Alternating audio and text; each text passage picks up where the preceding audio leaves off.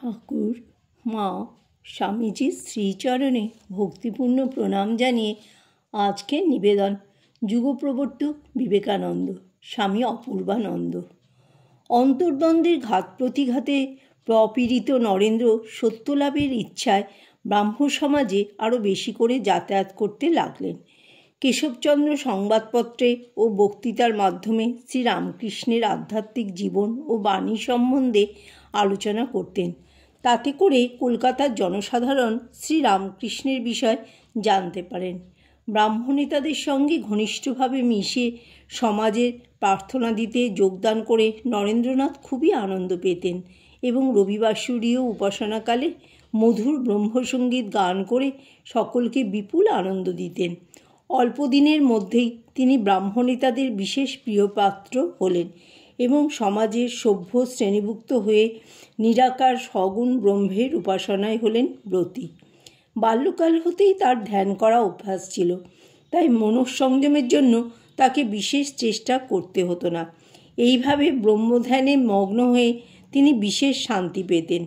সন্দেহবাদ তার মনে ঈশ্বরের অস্তিত্ব সম্বন্ধে যতই সন্দেহের সৃষ্টি করুক না কেন, জগৎটা যে ক্ষণস্থায়ী, জীবন যে স্বপ্নবৎ এবং সংসারের সুখ দুঃখের অনুভূতি যে অকিঞ্চিতকর, সেই বিষয়ে স্থির নিশ্চিত হতে তাকে বিশেষভাবে সাহায্য করেছিল।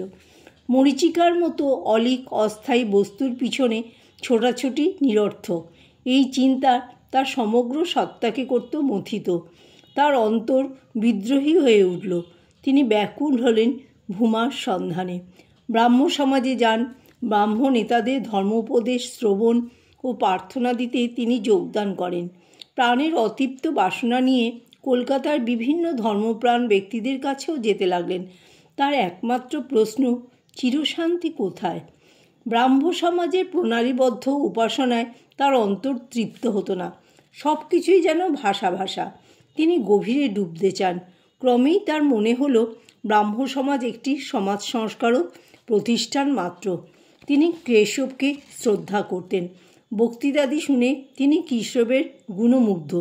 কিন্তু যে বস্তু তিনি চান, যে অবস্থায় স্থিত হবার চেষ্টা করছেন, তার জং লব্ধাং চাপরং লাভং মান্যতে নাধিকাং তত যস্মিন স্থিত না দুঃখেন গুরুনাপি বিচাল্যতে, সেই অবস্থায় না পৌঁছানো পর্যন্ত তার প্রাণের শান্তি নেই। ব্রাহ্ম সমাজে তিনি তা পেলেন না। পড়াশোনা করে যাচ্ছেন, কিন্তু অন্তর ভরে আছে অব্যক্ত বেদনায়।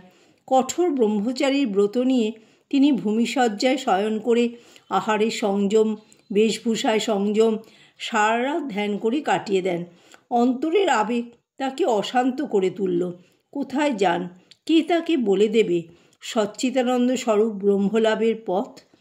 মহর্ষি দেবেন্দ্রনাথ ঠাকুর একজন শক্তিমান পুরুষ, বড় ধর্মনেতা ও আচার্য। উপাসনা ও ধ্যান ভজনের সুবিধার জন্য মহর্ষি তখন কলকাতার নিকট গঙ্গাবক্ষে এক নৌকাতে বাস করতেন। একদিন নরেন্দ্র উন্মত্তের মতো নৌকায় প্রবেশ করে মহর্ষিকে প্রশ্ন করলেন, মহাশয়, আপনি কি ঈশ্বর দর্শন করেছেন? মহর্ষি বোধহয় এ প্রশ্নের জন্য প্রস্তুত ছিলেন না। তিনি যুবকের দিকে ক্ষণকাল তাকিয়ে থেকে বললেন, তোমার চোখ দুটি ঠিক যোগীর চোখের মতো। অনেক আশা করে নরেন্দ্র গিয়েছিলেন মহর্ষির কাছে। কিছুই না পেয়ে হতাশ প্রাণে ফিরে এলেন। তার অন্তরের অশান্তি আরও বেড়ে গেল। কোথায় পাব সেই তত্ত্বদর্শী মহাপুরুষ, যিনি শান্তি লাভের পথ দেখিয়ে দেবেন? প্রাচীন আর্য ঋষির প্রশ্ন তার হৃদয়কে আলোড়িত করল। এই প্রশ্ন নিয়েই শৌনক গিয়েছিলেন অঙ্গিরার কাছে। কস্মিন ভগব বিজ্ঞাতে সর্বমিদং বিজ্ঞাতং ভবতি। ঋষি এ প্রশ্নের জবাব জানতেন, তাই বলেছিলেন, দে বিদ্যে বেদিতব ইতি হস্ম যদ ব্রহ্মবিদ বদন্তি পরা চৈবা পরা চ অথ পরা জয়া তদক্ষরম ধিগম্যতে। কিন্তু কে তাকে বলে দেবে সেই পরাবিদ্যার সন্ধান? এই অন্তর্দ্বন্দ্বের সময় তার অন্তরের দেবতা যেন তাকে পথের ইঙ্গিত দিচ্ছিলেন। তিনি পরে বলেছিলেন, যৌবনে পদার্পণ করা অবধি প্রতি রাত্রে শয়ন করলেই দুটি কল্পনা আমার চোখের সামনে ফুটে উঠত। একটিতে দেখতাম যেন আমার অশেষ ধন জন সম্পদ ঐশ্বর্য আদি লাভ হয়েছে। সংসারে যাদের বড়লোক বলে তাদের শীর্ষস্থানে যেন অধীরূঢ় হয়ে রয়েছি। মনে হতো ওরূপ হবার শক্তি আমার মধ্যে সত্যই আছে। আবার পরক্ষণেই দেখতাম আমি যেন পৃথিবীর সর্বস্ব ত্যাগ করে একমাত্র ইচ্ছার উপর নির্ভর করে কৌপিন ধারণ, যদিচ্ছা ভোজন এবং বৃক্ষতলে রাত্রি যাপন করে কাটাচ্ছি। এবং মনে হতো ইচ্ছা করলে ওইভাবে মুনি ঋষিদের মতো জীবনযাপনে আমি সমর্থ। ওইরূপ দুপ্রকার জীবনের ছবি কল্পনায় উদিত হয়ে পরিশেষে শেষোক্ত চিন্তায় হৃদয় অধিকার করে বসত। ভাবতাম পরম আনন্দ লাভের এই পথ, আমি এই পথই অনুসরণ করব। তখন ওই ভূমানন্দের বিষয় ভাবতে ভাবতে মন ঈশ্বর চিন্তায় মগ্ন হতো এবং আমি ঘুমিয়ে পড়তাম। আশ্চর্যের বিষয়, অনেক দিন পর্যন্ত প্রত্যহই এরূপ হতো। উপনিষদের ঋষি যেন তার অন্তরে বসে বলতেন, ন কর্মণা ন প্রজায়া ধনেন ত্যাগে নৈকন অমৃতত্ব মানুষা। অর্থাৎ কর্ম দ্বারা, সন্তান সন্ততি বা ধনের দ্বারা নয়, একমাত্র ত্যাগের দ্বারাই অমৃতত্ব লাভ হয়। সেই অমৃতত্ব লাভের পথ তাকে যেন হাতছানি দিয়ে ডাকছে।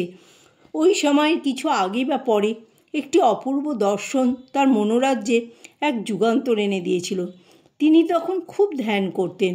সচ্চিদানন্দ স্বরূপ ব্রহ্মের ধ্যানই তার ভালো লাগে, তাতেই তিনি বেশি আনন্দ পান।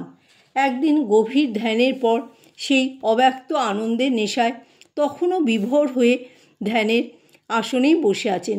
হঠাৎ দেখলেন দিব্য জ্যোতিতে ঘরটি ভরে গেল। এক অপরিচিত সন্ন্যাসী মূর্তি আবির্ভূত হয়ে অদূরে দাঁড়িয়ে আছেন। তার অঙ্গে গৈরিক বসন, হস্তে কমণ্ডল, মুখমণ্ডলে স্বর্গীয় সুষমা। স্থির প্রশান্ত অন্তর্মুখ ও আনন্দময় সেই সন্ন্যাসী এক দৃষ্টিতে দেখছেন নরেন্দ্রনাথকে, যেন কিছু বলবেন। সন্ন্যাসীকে তার দিকে ধীরে ধীরে এগিয়ে আসতে দেখে তিনি ভীত হয়ে তাড়াতাড়ি আসন ত্যাগ করে দ্রুতপদে ঘর থেকে বেরিয়ে এলেন। কিন্তু পরক্ষণেই তার মনে হলো, তাই তো, ভয় করার কী ছিল, ভুল করেছি। সাহস ফিরে পেতেই পুনরায় ঘরে প্রবেশ করলেন। কিন্তু ততক্ষণে সেই সন্ন্যাসী অন্তর্ধান করেছেন। অনেকক্ষণ অপেক্ষা করেও সেই সূক্ষ্মদেহী সন্ন্যাসী প্রবরের আর দর্শন পেলেন না। পলায়নের জন্য অনুশোচনায় নরেন্দ্রের অন্তর ভরে গেল। ওই ঘটনা প্রসঙ্গে তিনি পরে বলেছিলেন, সন্ন্যাসী অনেক দেখেছি, কিন্তু অমন অপূর্ব মুখের ভাব কারো কখনো দেখিনি। সে মুখখানি চিরকালের মতো আমার অন্তরে মুদ্রিত হয়ে রয়েছে। হতে পারে ভ্রম, কিন্তু অনেক সময় মনে হয় সেদিন আমি বুদ্ধদেবের দর্শন লাভে ধন্য হয়েছিলাম। জয় ঠাকুর, জয় মা, জয় স্বামীজি।